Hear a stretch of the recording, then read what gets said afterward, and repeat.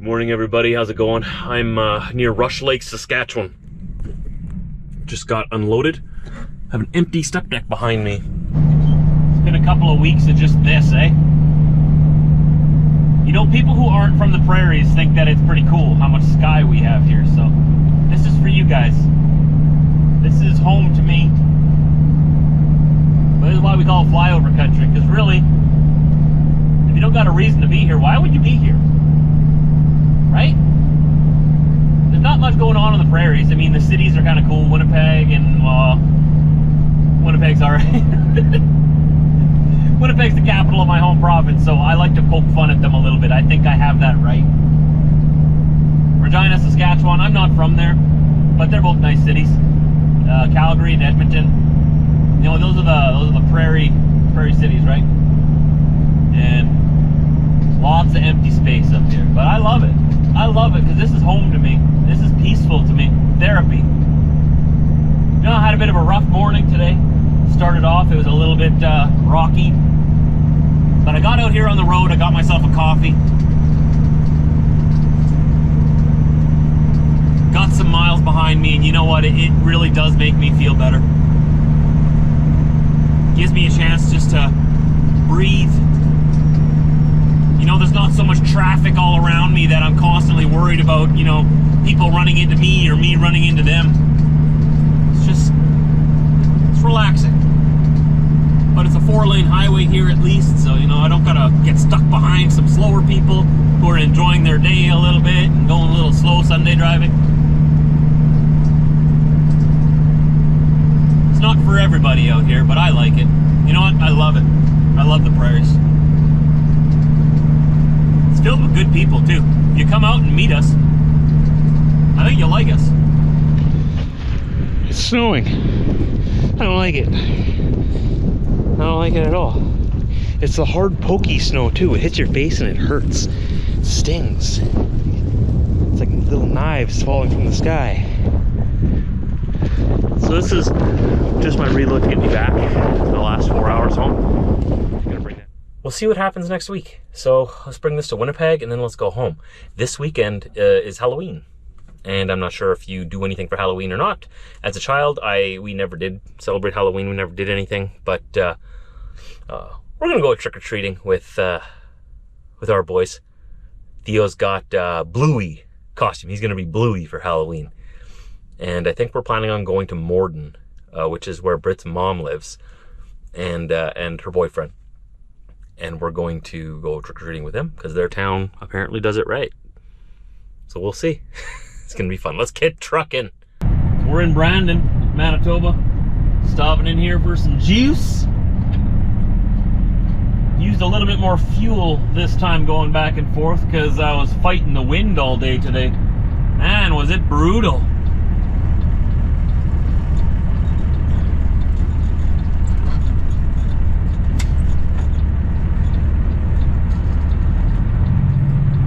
Pull right in here, fill ourselves up. I could get back to Winnipeg, but I don't want to fuel up tomorrow.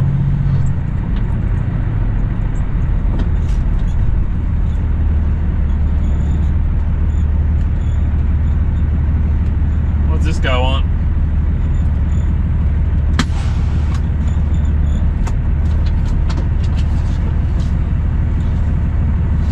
Is he gonna come into the pumps the wrong way? Is that what he was doing? Who knows?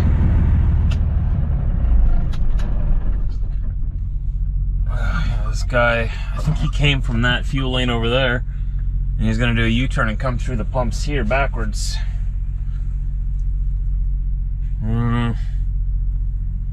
Too slow. You snooze, you lose. It's my pump now. Anyways, okay, where's the front of this toque? Why can I not find the front of my toque? How weird. There is a front, believe it or not. Oh, what a day. It hasn't really been that big of a day, but it felt like a really long day, you know? You ever have those days where it just feels like a really long day? But it's not a long day at all.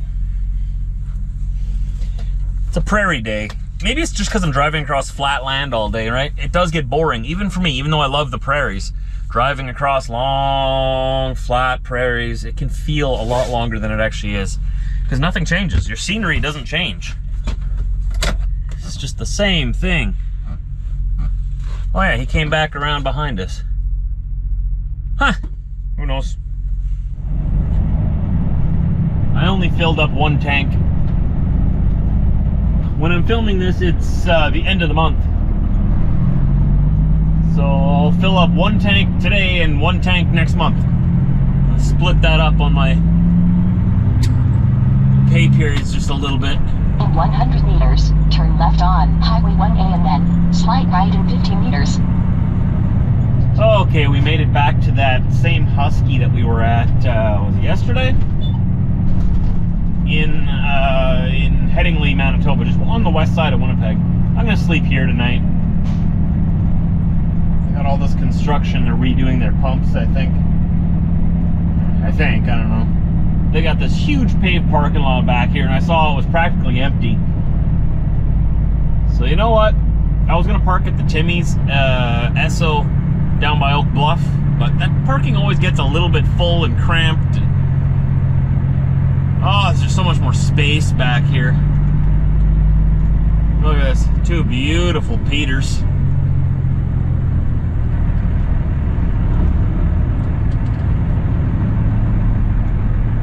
They're probably wondering why I was driving straight at them. I was just admiring your Peter, I'm sorry. I was transfixed by it. Mesmerized.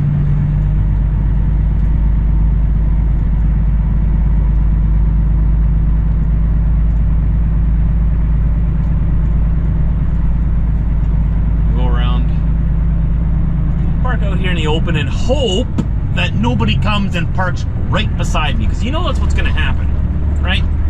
Actually, you know what? Maybe I should just park back here. Then I'm guaranteed not to have a neighbor. Why don't I do that? Yeah. I like that idea better. Well, you know me.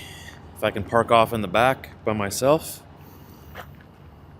I will. No neighbors make good neighbors. That's what I say. I can't believe how few people are here. I mean, the store is still open. And just the fuel pumps are closed down. Surprised. I'm not complaining. So that's where I'll be spending the night. That's all I have on me. These two racks. I can deliver them here in Winnipeg, just a little ways down the road in the morning. Then I'll go home. And we'll start off next week running. How about that? It's a nice, cool night. I always sleep the best on these nights. I don't know. Maybe that's just the Canadian in me. But I can't sleep when it's hot. I can't sleep in summertime. It's doesn't drive well with me. I think this is partly my wife's fault too. I'm going to say, Britt, because when we first got married, she liked to have the house so cold. And then she got pregnant and had a baby, and then it changed. And now she likes the house at a normal temperature, like regular, normal, like 20 degrees Celsius. 21, somewhere in there. She used to like it like at 18 before. So I got used to having a cold house. And then suddenly her body changed and she liked to have the house a little warmer. Well, now I acclimatized to that. Now I have a warmer house. Now I'm hot. Well, it is what it is, I guess. This truck is a mess. I have to clean it up. So this is like the tablet I have, which takes all of my information and sends it to the government. Or actually, I have to send it to the government. It just records it, and then I have to file my taxes and hand in my logbooks. They want to know what I've been up to. Trucker Josh, what have you been doing? Every single day of my life for the past 14 years has been another page of the logbook. Every single day off, I've had to hand in logbooks for my days off, for my days on. If you think about it, The government knows exactly what I've been doing. Not exactly, but what I've been doing with my time in regards to work for 14 years now. They've known if I'm off duty. They know if I've been driving, on duty, not driving, sleeping in the sleeper berth, where I've gone.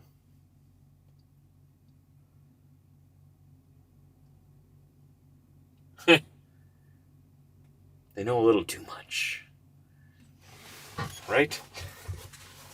They take all my money. And then they take all my data. And then they ask me for more money.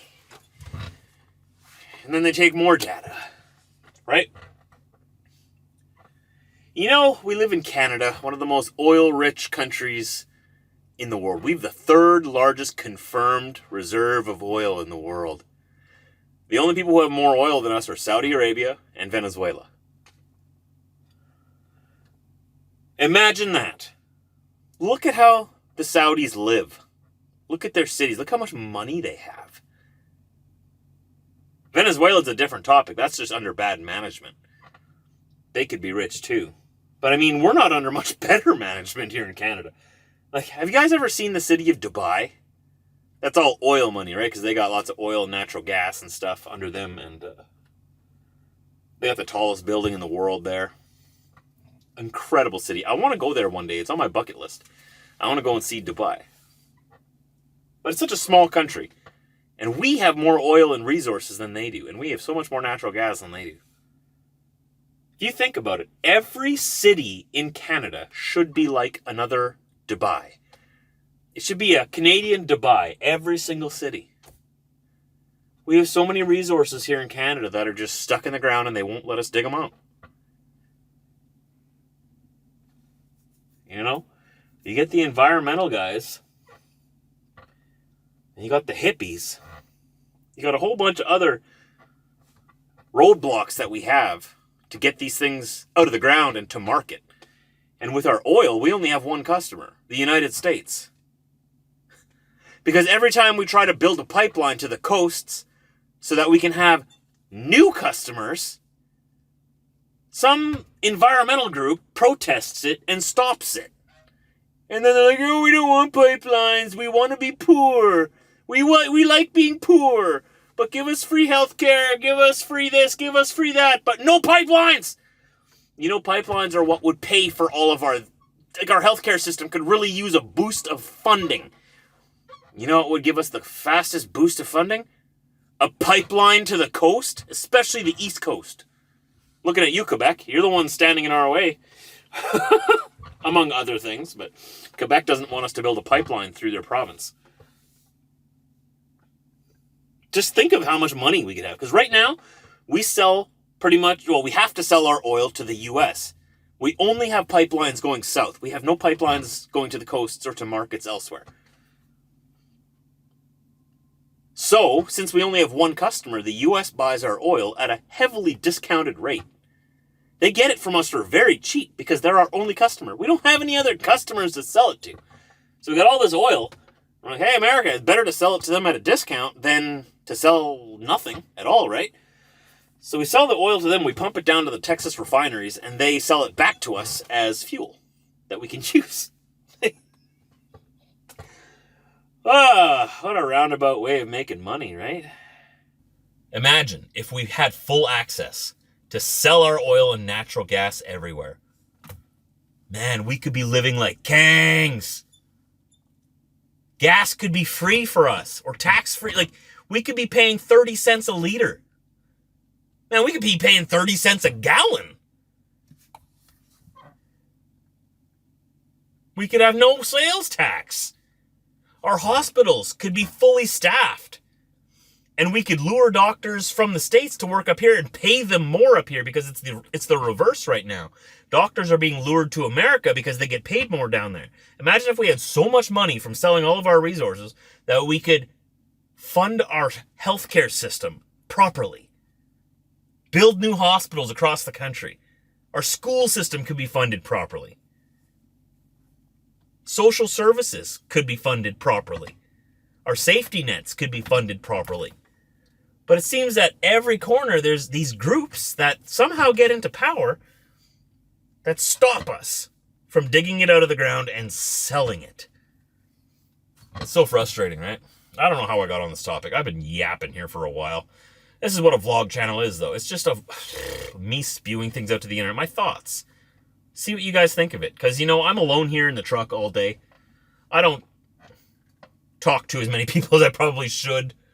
I like to talk to you guys and see how you react to what I think. Because I have all day to think on the road. I think and I learn a lot. I listen to podcast audiobooks, to lectures about these subjects so that I can learn and know what I'm talking about and not just, be ignorant. I don't want to be ignorant. You don't have to go to some fancy university all the time to learn these things. We have a wealth of knowledge that you can access through these. I was saying that the other day. So that's what I spend my days doing. Listening to people, listening to stuff, learning.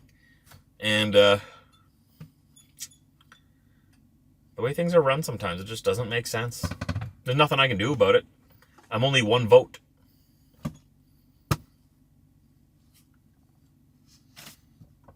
But sometimes that one vote means something, right? Anyways, that's where I'm at. I'm excited to hear where you guys are at in the comments section. Am I making sense? Do you agree with me? Do you disagree with me? We can have a friendly disagreement if you totally disagree with me. That's fine. If you're one of those people who want to leave it in the ground, I don't hate you. And if I think you're a hippie, that's not an insult. It's a lifestyle that you chose, right? I don't hate you. I am more than open to hear your perspective. And maybe you can change my mind. Maybe you can change my thoughts. That's what we're here for, right? Is to communicate with each other. Communication is what's most important in this life. Let's learn from each other. I'd love to know where you're at and why. You know where I'm at. Now it's your turn. I'll see you down below in the comment section. Hit that thumbs up button, guys. We're trying to get to 2,000 likes on all my videos. Help me out. Let's get there. I'll see you all tomorrow. Thanks for listening this whole time. I appreciate it.